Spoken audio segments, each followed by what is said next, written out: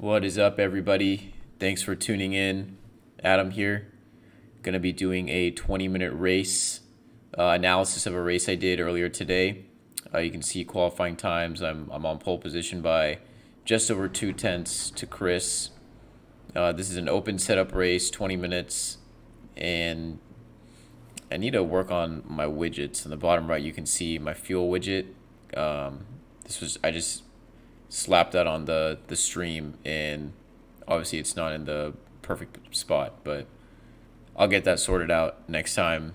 Just go making sure I don't add any fuel just in case I need to make a pit stop. But we are at the Rudskogen track. I'm pretty sure I botched that name, but yeah, here we go.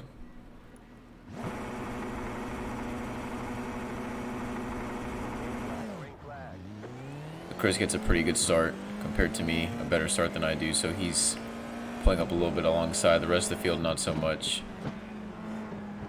But we have that inside line, so we hold a position.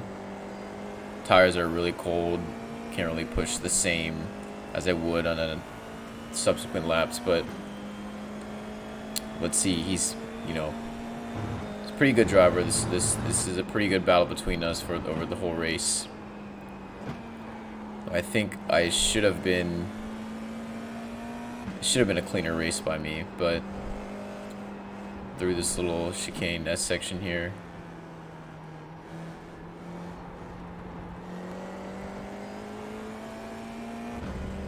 takes about maybe 2 laps to get the tires really up to temperature. Got about 4 gallons of fuel in the car. And these tires don't really degrade that much, but what's important is to keep them in the right temperature window. The car really likes to spin out if tires kind of get too hot, especially around these low downforce tight corners. So we've pulled almost a second to Chris. He's got somebody 2/10 behind him, so he's under a little bit of pressure. I missed the apex there. He pulls a couple tenths on me, Chris does.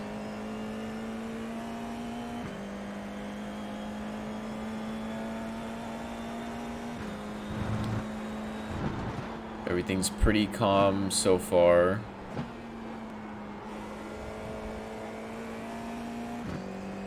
These first few laps are pretty good, so in terms of me not being bothered by the rest of the pack.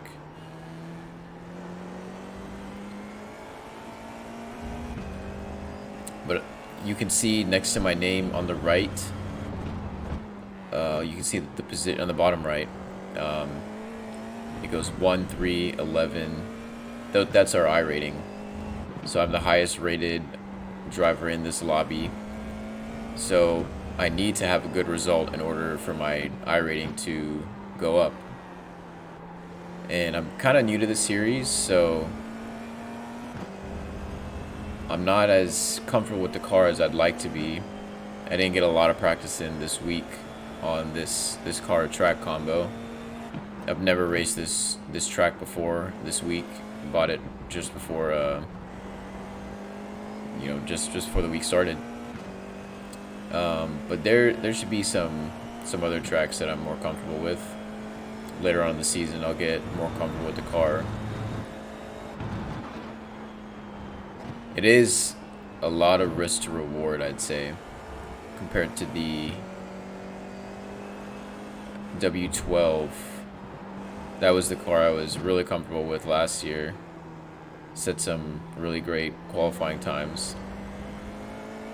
But the W13 came out, and I'm not a huge fan of the W13, just given it's significantly slower than the W12 and much harder to handle.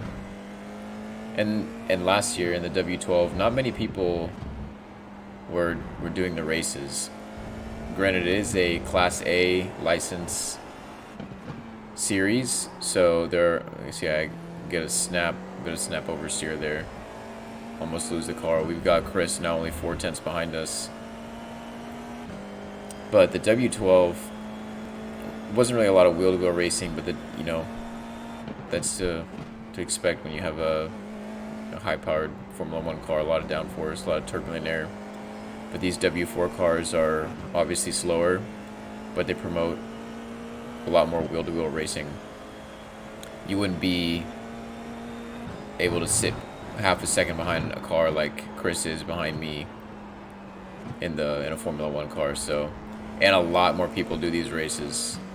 So anytime I have some free time, I'm basically guaranteed to get a race in, whereas in the W12 I'd be waiting for people to join. You know, we need 6 people to run an official race to get iRating and safety rating to count, and sometimes that just wouldn't happen, which is pretty annoying, kind of a waste of time, though that car is quite a beast. So hoping to get really comfortable with this car. Still need to tweak my feedback settings and get everything set up properly here in this F4 car. But we've pulled up a slight gap to Chris. The rest of the pack is over 2 seconds away from us, so that's good. P5 5 seconds behind us, P6 7 seconds behind us. So, you know, if I make a mistake, I will lose a number of positions, and track position is pretty important here because it is really hard to overtake. No DRS in these cars, that's another thing to note compared to Formula 1. So you really just gotta close up on your own merit.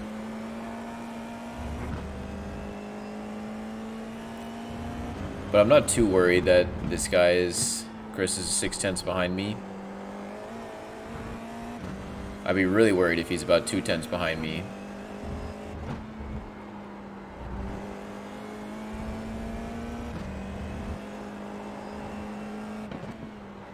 It's pretty comfortable so far, 7/8. I know he's quick. I'll give him that. This should be about a 16 lap race. You can see in the top left, it's 20 minutes, so whatever the last lap is that concludes 20 minutes is the last lap of the race. So that's why there's no definite lap number, lap count. If everybody spins out, it could be 1 lap less than if everybody doesn't, or if the leader doesn't.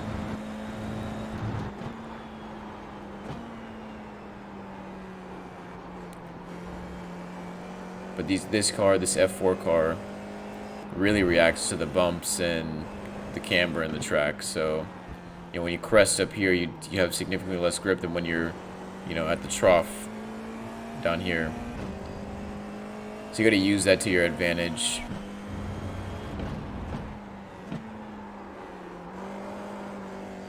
Almost lose the car again there. You know, I'm trying to brake as late as possible, but didn't really put enough power down on apex, so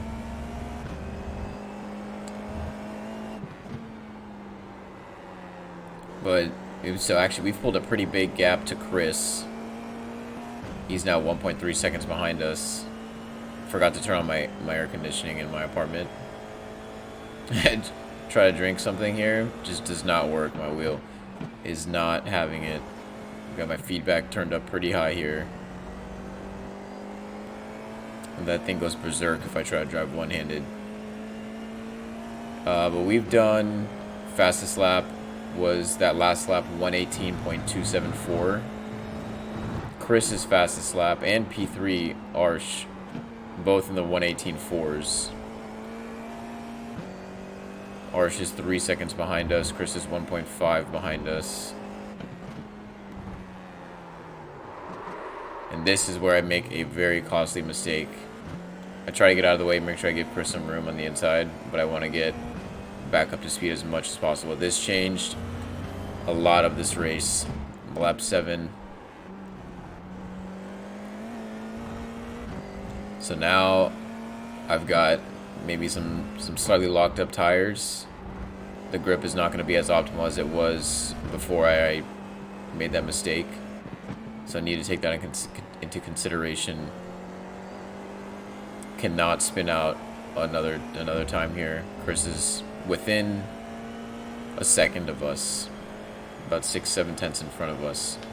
And now we've got P2, P3 within 3 seconds, P4 3.8 seconds. So I do think I'm faster than Chris. But I'm just trying to get my car settled down. I'm only faster by a tenth and a half per lap, I'd say, based off of our fastest lap times. But you can see, or you will see later, when I eventually close up to Chris, there is a loss of downforce due to the drag, or the turbulent air from his car. So I need to take a different line than exactly what he's taking in order to successfully close up. I feel like I gained the most amount of time in this corner compared to Chris. And I'm slowly starting to realize that. Probably this is the first lap I've been behind him, seeing him take that turn.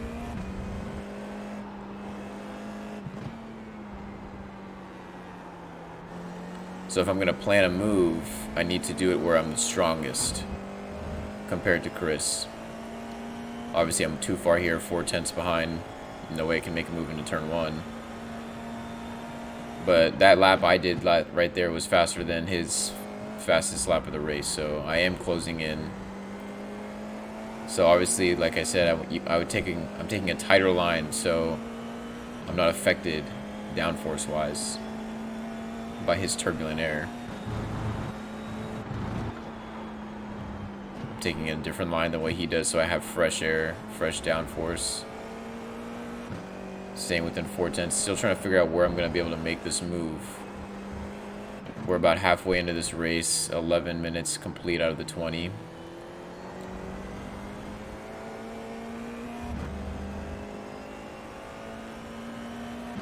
So we'll see how much I close up here. I brake significantly later than Chris. But we've got a yellow flag, which confused me. I switched my relative up. We see this guy 2 seconds right here. He's off track. I get a better apex on that corner, so I've really closed up a little more to Chris. Bad apex there.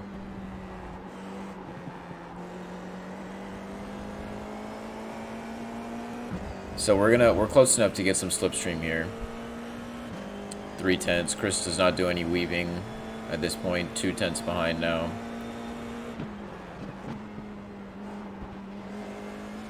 We are really applying the pressure here at this point. Staying a little narrow. I think at this point Chris should start defending, which he does a little bit.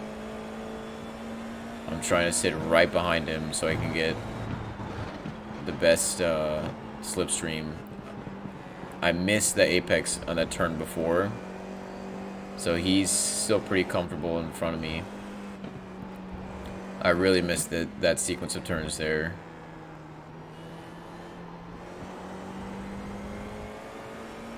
So we're back to a half second. I need to figure out how I'm gonna make this move. It's good though. I almost lose the car again here. Chris had a pretty bad turn, and now I've pretty much lost a lot of the progress I've made since losing my position. But we got P3 and P4 actually swap positions this lap, and they are within 7 tenths of each other, but they're 4 seconds clear of me. So I've got some good buffer to try and go send a move on Chris and not be caught up by the pack behind. Last lap I was 3 tenths slower. You can see it at a 19.0. Chris had an 18.7.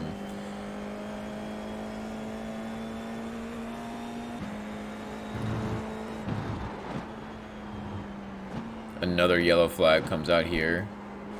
We've got this guy who comes back on the track. It was a little scary seeing somebody do that. Definitely kind of put me off a little bit. Chris goes really wide here. He should have a good exit out of the corner.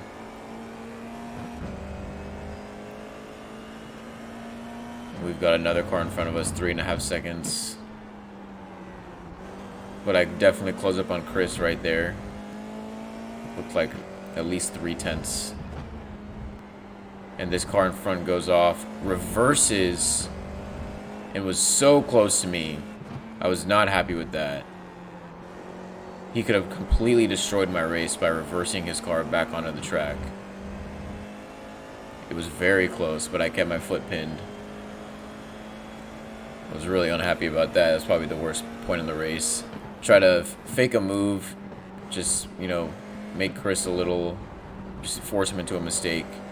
He has a pretty bad exit out of this corner. I'm on his tail now. I'm forcing him to defend, because if he doesn't, then I'm going to have the inside for the next turn. So I get my car slightly alongside him, but I know it's not going to be a move I can make. But I keep him pinned to the inside, so he's got to take a tight line, a slower line. It gives me more opportunity to get right on his rear.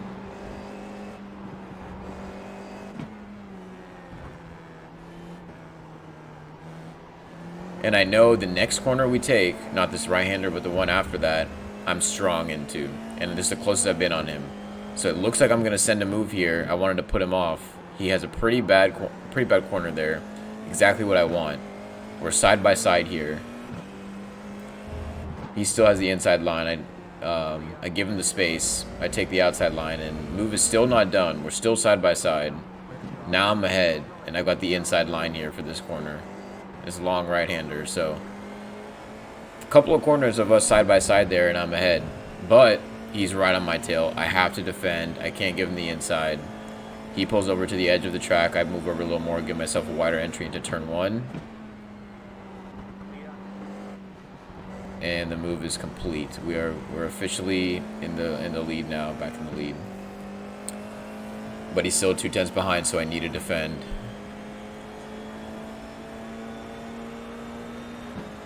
But this is some good racing here.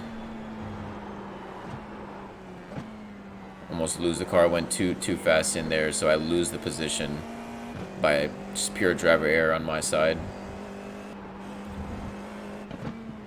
So we're back in P2 now. And at this point, I'm pretty stressed.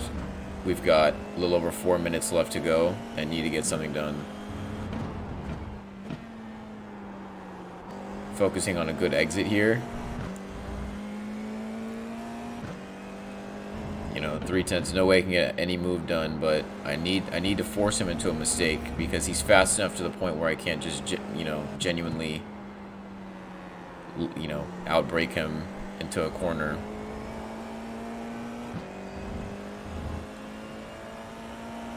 .310, we're in a slipstream. We're gonna pull up maybe a 10th on this in the straightaway.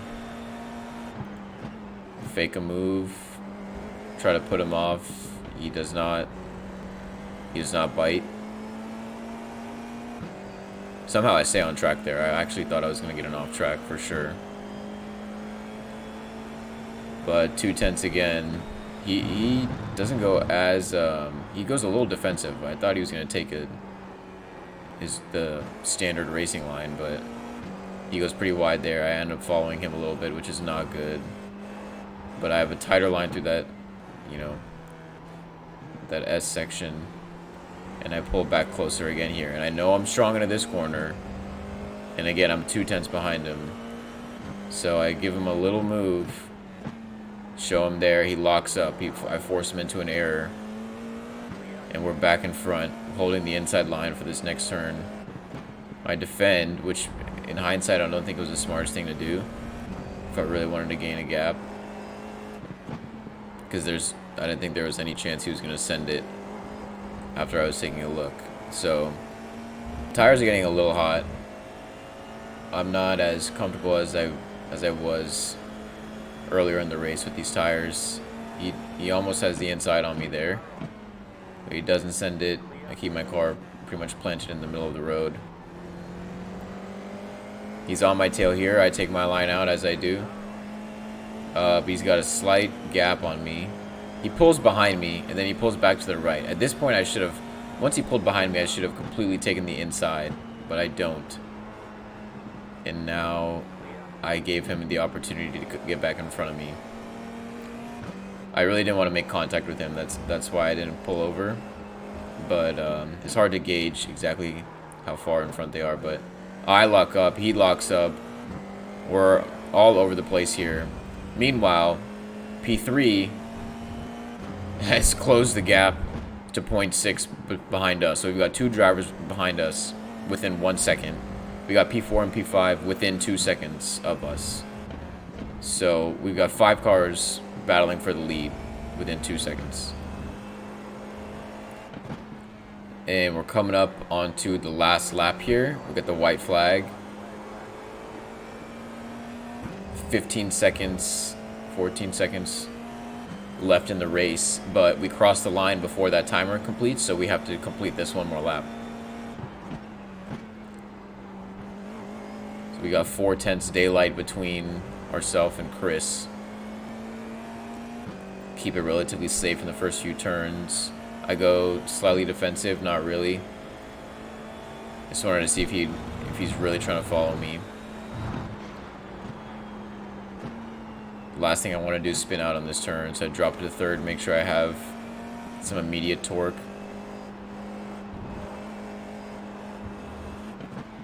Keep it comfortable through here. Chris has made a good section of those turns behind us, so he's very close, within 2-3 tenths. Now you watch Chris now in my rear view mirror. He's gonna fake a move. It puts me off just slightly. I go slightly wide, but I put the power down well, nice and early. Now it's going to be pretty hard for him to make a move here unless I make a pretty critical mistake. We've got only a few turns left. This last braking zone right here.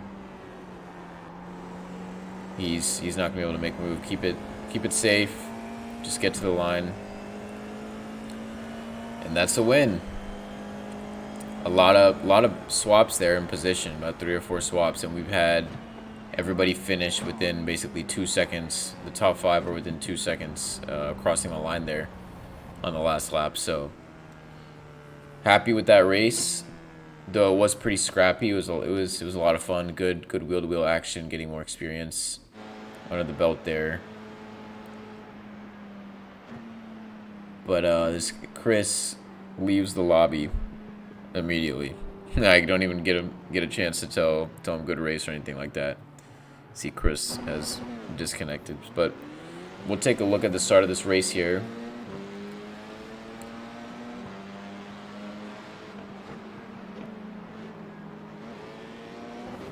Pretty comfortable start to the race. Can't be too mad.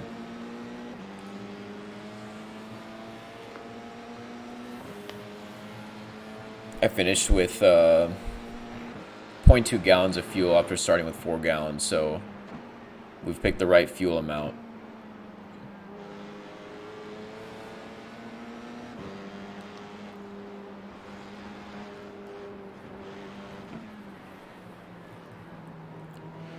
Everybody's, pretty single file, pretty respectful on this first lap. But we'll fast forward here. We'll find some incidents where we gain and lose ground. It was lap 7. So we'll go to lap 7 here, put it back on the chase cam. Fast forward a little bit. Originally I thought this was the corner I lost it, but because I've lost it there before. But it's actually right here. Just completely crusting, lost it, gave him the inside line, tried to pull over to the right a little bit, and off he goes. And now we've got to close up to him. Nothing really happens for a couple of laps, so we keep inching up. And this is the lap here, lap 12, where we get back in front. So do a little bit of a dummy move. I have a wider entry. I apex a bit better. I got a better exit. This is where he had a poor exit that lap. We're on his tail. We're gaining in the slipstream.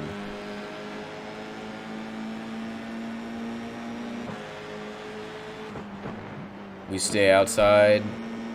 He stays narrow the whole time. If he had pushed out there, it would have been a completely different story.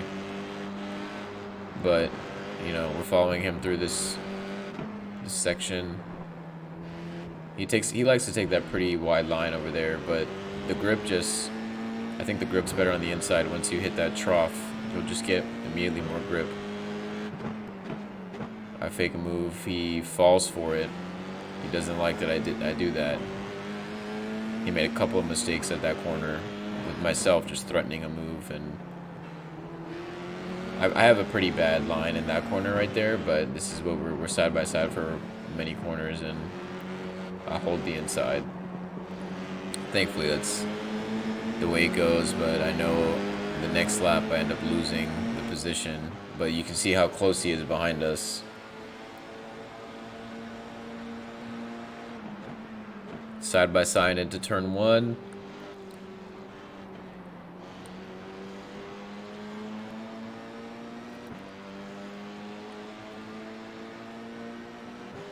And this is where the mistake happens. I'm a little too tight with a little too much speed, so it's hard for me to slow the car down and get the rotation in. Get a couple of moments there where the car snaps on me, lose ground again, and we're gonna be behind Chris this whole lap. In the next lap, so this is where I think Chris makes a mistake. Yes, so we'll take it back and show you Chris will lock up here, lock his inside wheel. I wasn't really threatening him that much, but he didn't like it, so now we're back in the lead. He takes a pretty good line here, but misses the apex. Pretty good entry, but misses the apex.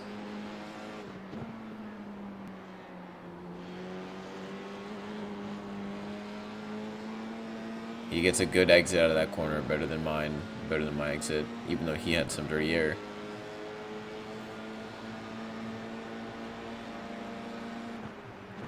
Almost looks at the inside right there, but I stay on track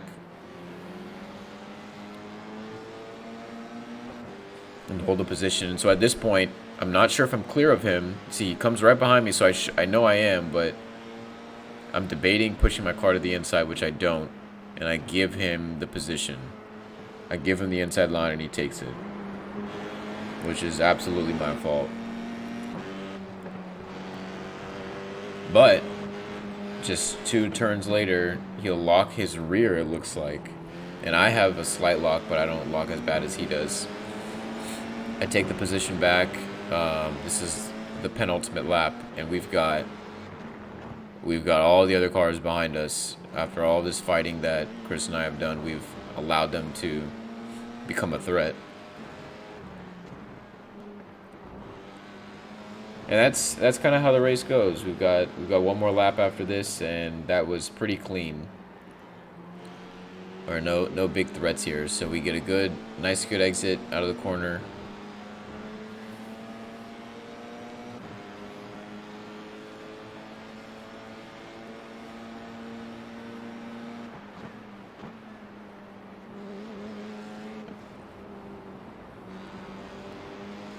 Yeah, this is interesting to see.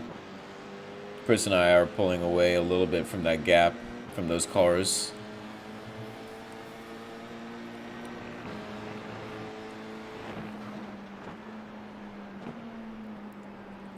But yeah, that's really the race. Thank you guys for joining. I appreciate you sticking around, watching some of this analysis.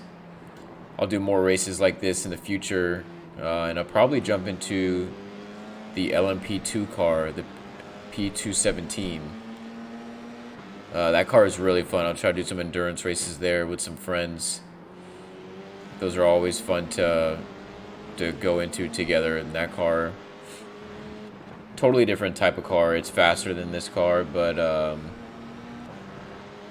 harder to handle maybe. Just a completely different race car. So it's obviously it's not an open wheel car, so not the same downforce at all. But yeah, next week we'll be jumping into the F4 car.